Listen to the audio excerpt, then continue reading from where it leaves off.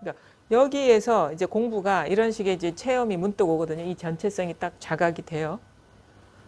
근데 우리가 이제 항상 이런 식의 뭔가 이런 상태, 아무 생각 없이 그냥 탁탁 보는 이 상태만 있지는 못해요. 우리가 생활하다 보면.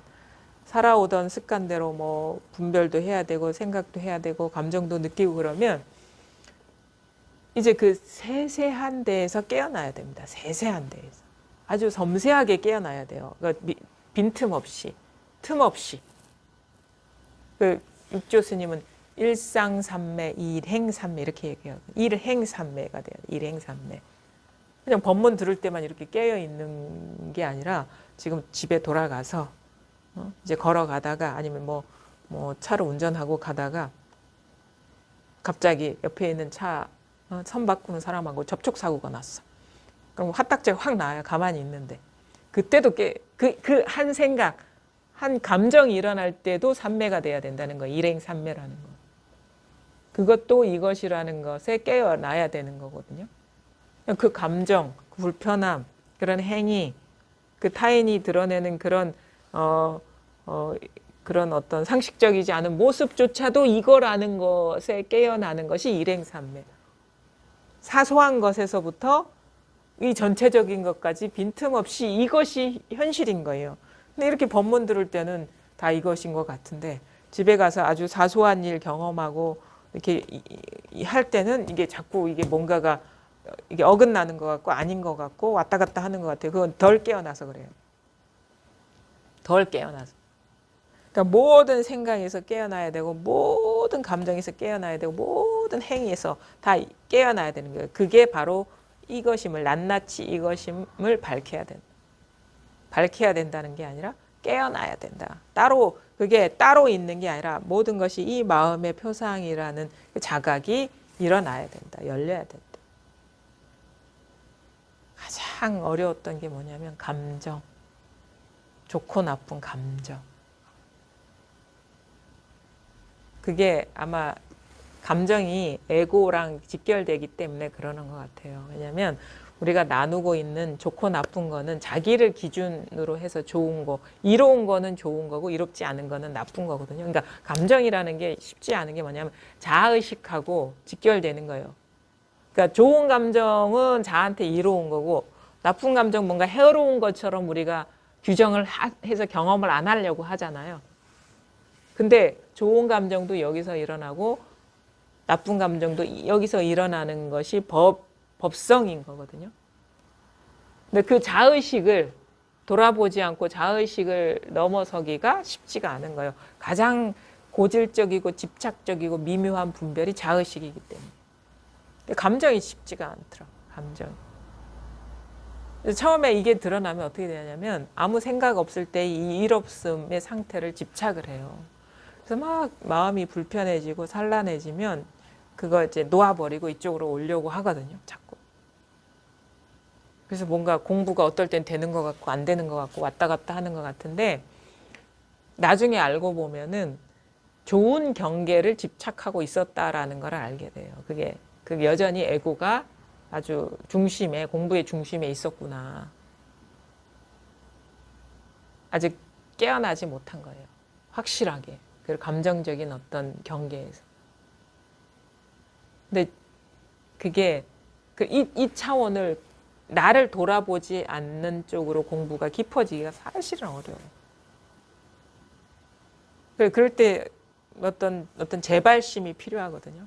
내가 나를 위해서 살 것이냐, 법을 위해서 남은 시간을 보낼 것이냐, 진실을 밝히는 길을 갈 것이냐, 아니면 적당히 편안하게 살 것이냐. 적당히 편안하게 사는 거는 조건적인 것일 수밖에 없어요. 왜냐면 언젠가는 이 나라는 것도 사라지거든요. 그 순간을 맞이할 때는 뭐 여전히 그 집착심이 강하게 남아있으면 번뇌가 한꺼번에 몰려오겠죠. 근데 진실이 그게 아니에요. 나라는 의식, 고착된 의식에 우리가 사로잡혀 있는 거거든요. 그래서 감정적인 어떤 차별성, 분별이 여기에서 한 곱이 넘어가는 거는 좀 이 체험 이후의 공부 과정에 아주 중요한 전환점이 되는 것이고 그 나쁜 감정도 이것이라는 거를 깨달아야지 그걸 취하고 버리는 조작을 멈추게 되고, 그걸 깨닫고 어떤 일이 일어나든 이제 그거에 대해서 조작하는 마음을 내려놓게 되면은 자기를 돌아보지 않게 돼요. 왜냐하면 그게 있을 때는 자꾸 질문을 해요. 내가 이럴 때는 아무 일이었는데 저럴 때는 되게 무기력하기도 하고 뭐가 이상하거든요. 그런 거는 뭐냐면 부정적인 경계를 따로 두고 있는 거예요. 그게 문제라고 생각하니까 질문을 하는 거예요. 그게 공부가 아니라고 생각하니까 질문을 하는 거거든요. 근데 그게 그럴 수 있죠. 우리가 자기 중심으로 살아왔기 때문에 어떤 일을 경험하면은 그게 자기한테 이롭고 이롭지 않은 게 금방 분별이 되겠죠. 그럼 거기에 따라 감정이 일어나겠죠. 그거는 살아온 어떤 업습이에요. 자연스러움인데, 그때 우리가 공부하는 사람이라면 아, 그것도 이 일이라는 거를 보고,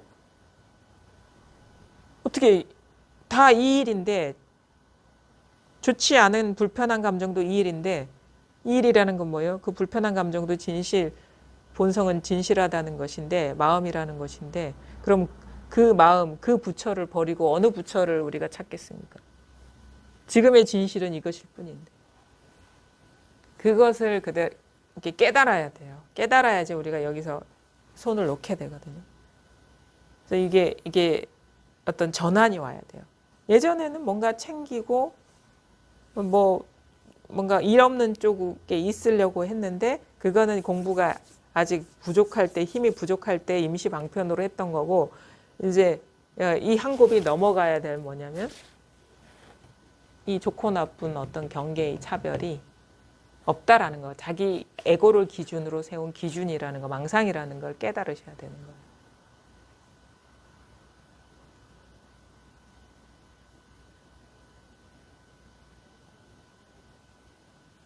그게 어려워. 참 쉽지 않아요. 자기를 돌아보지 않기가. 우리가 처음 공부 시작할 때는 다 자기를 위해서 공부를 했죠. 조금 더 편안하지 않을까? 마음이 현재의 삶이 불편하기 때문에 여기에서 좀 벗어나 보려고 시작을 하죠. 물론 그렇지 않은 사람도 많겠죠. 진리가 뭔지 궁금해서. 근데 대부분의 사람들은 불만족스러우니까 공부를 하는 거예요. 번뇌가 느껴지니까. 부처님의 말씀 맞다나 삶이 고이기 때문에 거기서 벗어나고자. 근데 어느 순간 자기조차도 놓아버리지 않으면 진짜 법에 통할 수 없다라는 거를, 진실을 볼 수 없겠구나라는 거를 이제 알게 되는 그런 순간을 만나게 되거든요. 그때 진짜 진실의 마음을 두지 않으면 공부가 깊어지기가 어려워요. 자기를 돌아보지 않고 이거와 진짜 진실이 뭔가에 밝아지는. 그렇게 이제 한 곱이 넘어가면 나중에 지나보면 뭐냐면 어떻게 되냐면, 왜 그걸 나를 돌아봤을까? 그게 구속이었는데 이렇게 여겨진다고. 오히려 그게 진정한 조건 없는 자유고 행복이고 평화였는데, 그 당시에는 그게 경험을 해보지 않았기 때문에 두려웠던 거예요. 지나보면 알죠. 진작에 놓아버릴 걸. 그거 뭐가 좋다고 자기를 챙기고 그러고 있었나. 그게 구속이었는데 진실이 아니었는데. 그래서 그 고비에서만 그게 두려움으로 느껴지지, 진짜 용기를 내서 진짜 진실을 향해서 그 자기를 돌아보지 않게 되면 그제서야 알게 되지. 그럼 뭐하러 잡고 있었노 그때. 아주 밝지 않아서 내가 그런 거를 집착하고 있었구나라는 걸 알게 돼요. 그래서 진짜 자기 안에 감정이라는 게 자기 기준으로 이렇게 왔다 갔다 하는 거잖아요. 자기 틀에 아직도 갇혀 있잖아요. 에고가 남아 있는 것이고.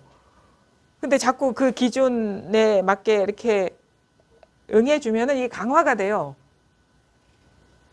취했다 버렸다, 취했다 버렸다. 이렇게 신신명의 그런 얘기 있잖아요. 지도, 문안, 유형, 간택이라. 지극한 도는 어렵지 않은데 간택 가는 거를 꺼려할 뿐이다. 누구를 위한 간택? 나를 위한 간택. 간택은 뻔하죠. 취하고 버리는 기준은 자기한테 있는 거죠. 근데 이것이 진짜 구속이었구나라는 걸 알게 돼요.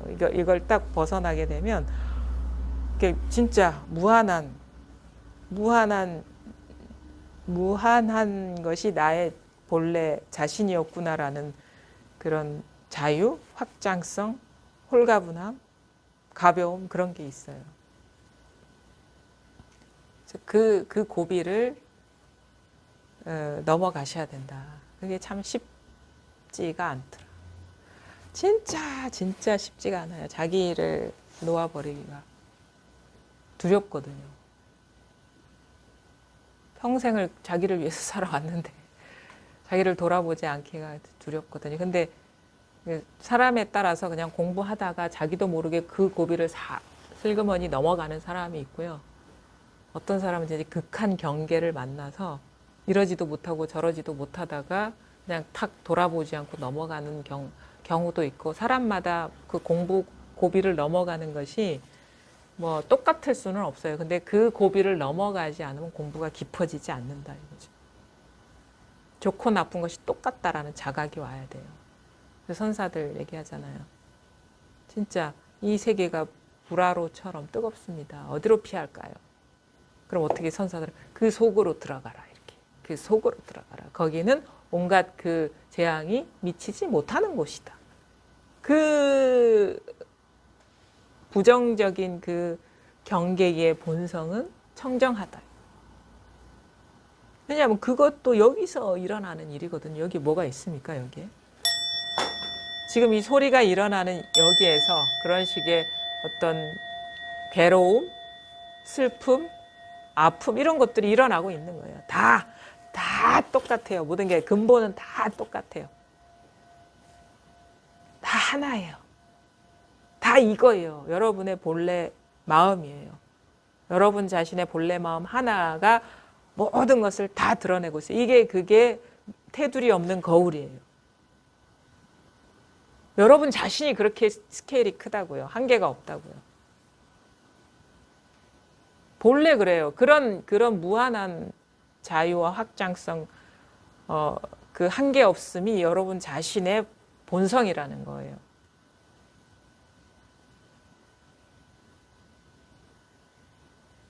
그거를 한번 스스로 잘 보시고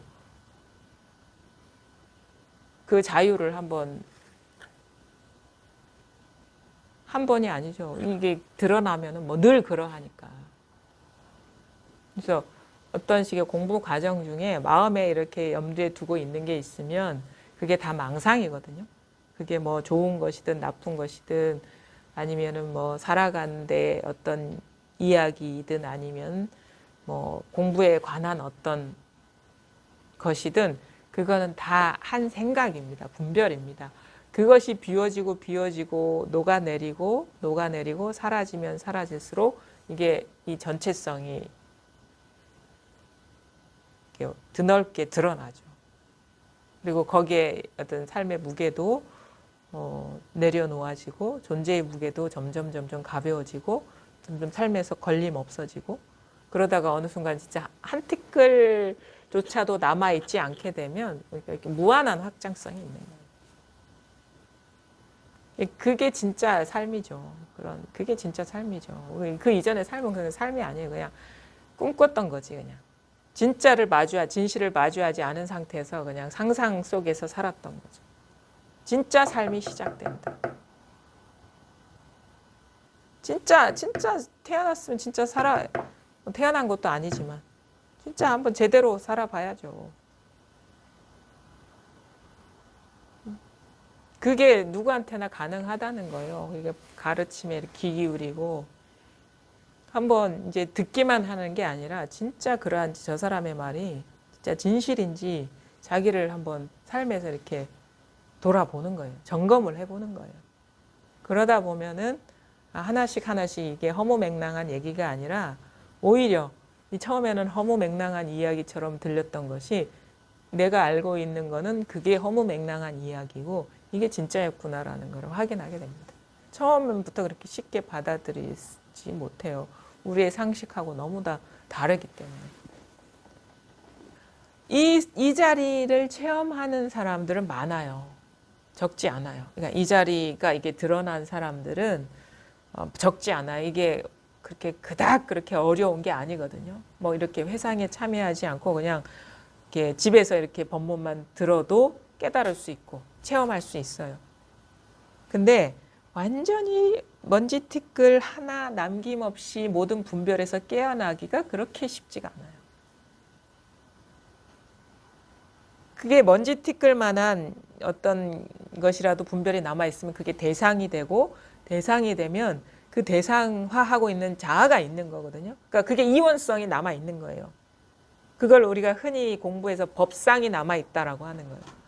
법에 대한 티끌, 법진 번뇌가 남아있으면 그건 아상도 남아있는 거여서 이원성을 벗어나지 못한 거예요. 이 공부는 뭐냐? 이원성에서 해탈하는 거거든요. 주객관 의식에서.